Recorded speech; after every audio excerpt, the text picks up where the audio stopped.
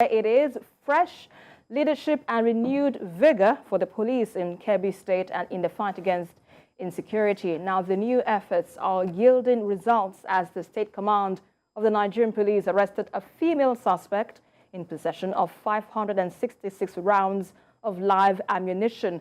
And the suspect, who is from Baba Dago village, Maru local government area of Zamfara, was on her way to deliver the ammunition at Berna village in Kebbi State when she was arrested.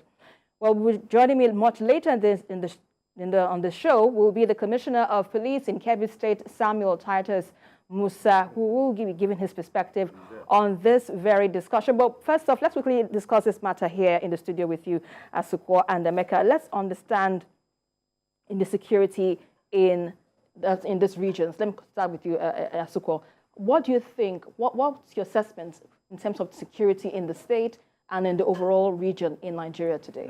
I think the solutions are still just from all indication. It's not as worse as some months back.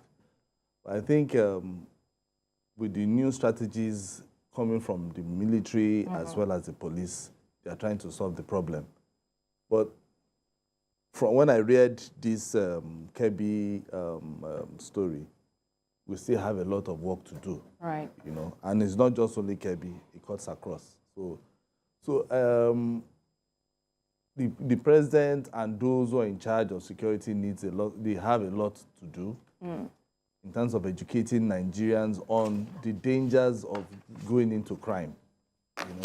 And in reading this this particular story that I just read, is like somebody actually gave a woman a sack. We are going to deliver somewhere without the woman knowing, which I think we are going to ask the CP, because I feel that they shouldn't have brought this to the press. That is me.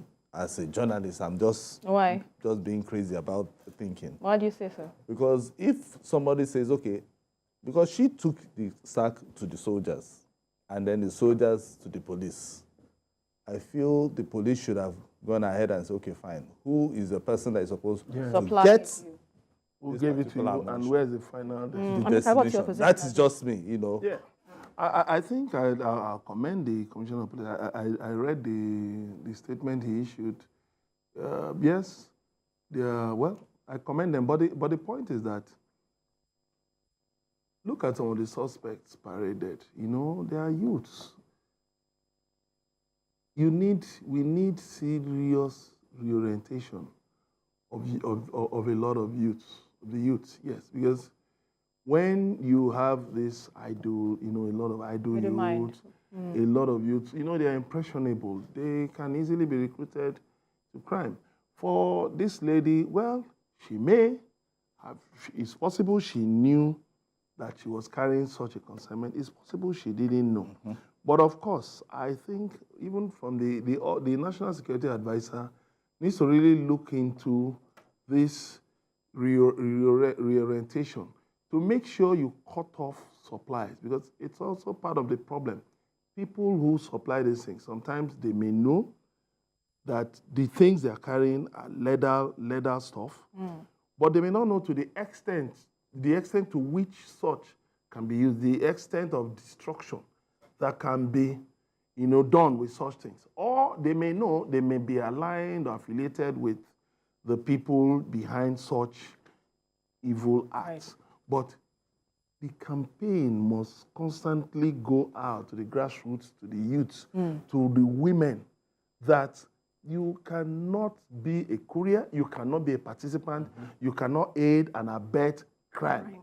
Stay away from crime. Right, point taken there. Let's quickly bring in the Commissioner of Police in Kebbi State, Samuel Titus Musa, to give his perspective on this latest report. Good to have you on the program this evening, sir. So now, in your recent press release, you cited some of the police commander accomplishments in preserving the peace in Kebbi State. Could you, for instance, first off, share insights into your strategies in deterring criminals now and maintaining success in combating the level of crime you've witnessed in the recent times? Thank you very much. When I came in here as the Commissioner of Police, The first thing I did was to ensure that we have the wherewithal to be able to face the criminals headlong. I discovered that we were actually in depth of especially the APC, because the APC is a very, very important potent tool in fighting crime, especially as it affects banditry. We ensure that we deployed our men on a strategic point where they could conduct stop and search. Also ensure that men are equally deployed in strategic location. And one of it is the issue that paid off when we were able to pick this particular woman due to the synergy between the police, the army, and the vigilante. She was arrested, of course, on her way to deliver the ammunition to Bena, and she was quickly apprehended, and we were able to bring her before the law. All right, with that being said, there are concerns that perhaps you shouldn't have brought this story out to the press. So how do you react to this concern? Well, that's a parading of a suspect is not a new thing in the police.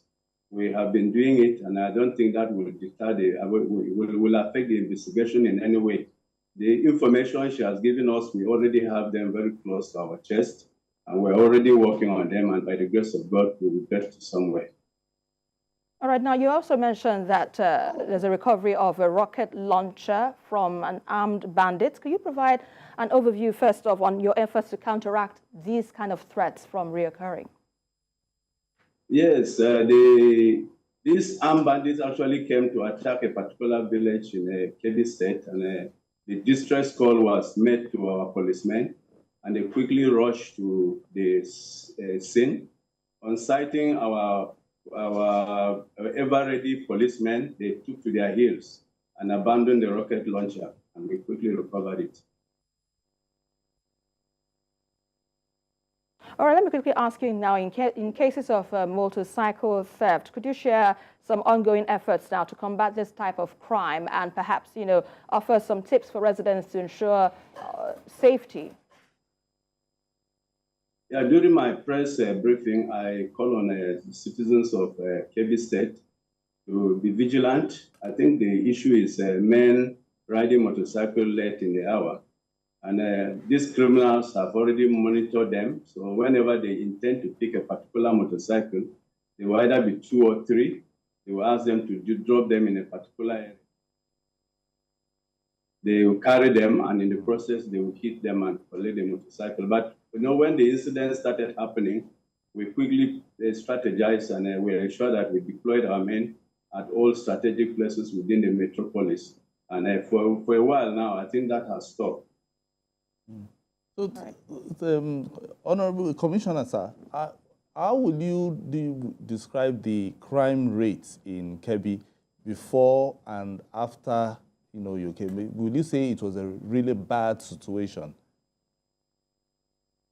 Before I took over, I think, to be honest, we were having massive attack, especially of bandits at the border between Kebbi and Zamfara. But when I took over, owing to the fact that the Inspector General of Police equally assisted us with this APC and other arsenals, in fact, I want to tell you sincerely that the crime rate as regards the issue of attack of communities has reduced drastically. In terms of welfare, because I know if you don't take care of your people, your men, they'll always compromise. Now that you are there, is there any assurance that your men are being catered for adequately so that they'll be able to tackle these criminals? Yes, I will tell you that frankly, that that is being done. We thank God for the governor we have on ground.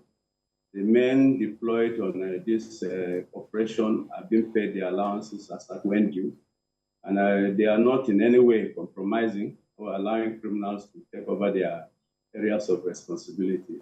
We thank God for that. So are you saying if I'm coming to Kebbi, for instance, I won't see your men at the checkpoints? You will see them at the stop and search point. We don't call it checkpoint. Okay, stop and search. Yeah. Okay. We do that one depending on the need. When the need arises, we establish a stop and search point. Immediately, we accomplish the purpose with we dismantle them and move them to another location. But we have particular areas where our men are there constantly. So if you are coming into Kebbi State, I can assure you that you will not have any issue with crime or any attack.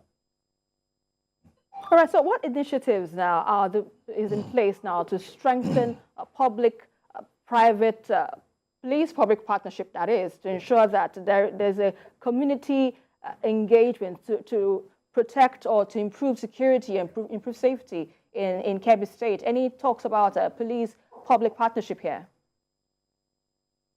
There is. I had a conference with my officers this morning, and I think the emphasis was on working relationship with the community, police-community relation. We already have a robust relationship with the community, especially with the informations and they have been giving us. And we once in a while call on them, so we can pally together and get their views on our performances or otherwise. So this police-community relation is actually robust in Kebbi State. Yeah. How has it been in terms of cross-border policing? In terms of cross-border policing, I mean, how has been the experience between Kebbi and Zamfara? Because we know banditry is a serious problem between both states. So how have you been able to deal with that issue? The contagious states, that's Kebbi, Zamfara, Sokoto, I think we are in constant communication. We have any issue that we know will affect the other state, we normally communicate. And then if we have information about movement of bandits, we quickly put our men on alert, and that has helped a lot to check their encroach into Kebbi State. So what about cattle rustling? How serious is it? How much of a challenge is it for you? I want to tell you that since I came in here, I have not received any single report of cattle rustling. I have not. Rather, we are recovering some of the cattle that were rustled in other places. We go in when we get information as to where they are kept, we will enter the bush and recover them. But as regards... Go on, please. Yeah, as regards whether this issue of cattle rustling going on currently in Kebbi, I can tell you confidently that it has been reduced or it has been stopped. No, sir, let me take something from what you said. You said you're recovering cattle rustled in other places. Are you trying to talk about other states, maybe cattle rustled in Zamfara and Sokoto, recovered in Kebbi? Do I get that as what you're saying, sir? Because we have there's a number of cattle that we recovered. Currently, they are in Yauri, and we have called on members of the public to come and identify them, and they have done that. So, we didn't catch the rustlers, so to enable us know whether they were taken from Zamfara or Sokoto or anywhere. But the owners came from different parts of the country to claim their cattle. Okay, sir. The Inspector General of Police has talked about providing security for schools and ensuring that pupils, students can take their studies in a secure environment. In Kebbi, what are you really doing concerning that? We are really working hard and collaborating with the school authorities and the vigilante. I was there when the IG launched the Safer School program, and we are waiting for the anchor persons. As soon as they come in, we will be able to connect them to all the boarding schools where they will be able to set up their gadgets. But for now, in Kebbi, I believe and I want to tell you that the teachers or the schools are cooperating with the police because we make regular visits. We make it a point of duty that patrol teams must visit them on daily basis, both day and night, and then ensure that they give them assurance that we're on ground in case of any eventuality. All right, let's talk about the issue of vandalism and the theft of aluminium transmission wires in Kebbi State. Now, with these concerns, what measures are being put in place to prevent this from reoccurring, and how can residents assist now in preventing such incidents? Yeah, the few people that we arrested, I think they took advantage of the ongoing road project that His Excellency has commenced within Kebbi Metropolis. So they went and they were trying to remove these cables. So through our discussion with the governor, I passed instruction to my commanders and the DPOs, and of course, while they were on it, some of them were apprehended. Some were also arrested based on information. And we've already put machinery in place to ensure that there is no repeat performance of such act. While members of the public too have been encouraged not to keep quiet when they see any of these things going on. They should be bold enough to report to us so we can take action. And finally, we understand you'll be retiring very soon. What legacy would you say you're leaving behind for the police command? Yes, by the grace of God, I am retiring next week, Tuesday. And my joy is that since I came into Kebbi here, I've been able to chart a trajectory that I believe whoever is coming to take over from me, will have a framework to work with so he can continue to maintain the peaceful atmosphere we're enjoying in the Kebbi State. My joy equally is that I want to thank the Inspector General of Police for giving me this opportunity to serve as the Commissioner of Police in Kebbi State. Hitherto, some people believe that certain officers are not competent, they cannot hold command, but he did it. And today I am proud of him and I have not disappointed him. Indeed, I'd like to thank you very much, Commissioner of Police in Kebbi State Command, Samuel Titus Musa, for your insights on Journalist Hangout this evening. Thank you so much. And with that, it's a wrap on the show this evening. Many thanks for watching. I'd like to thank my guests in the studio, Asukwa James and Emeka Madnagu. I hope I got that correct. Just fine. Thank you very much. Thank you so much for your insights on the show this evening. And that's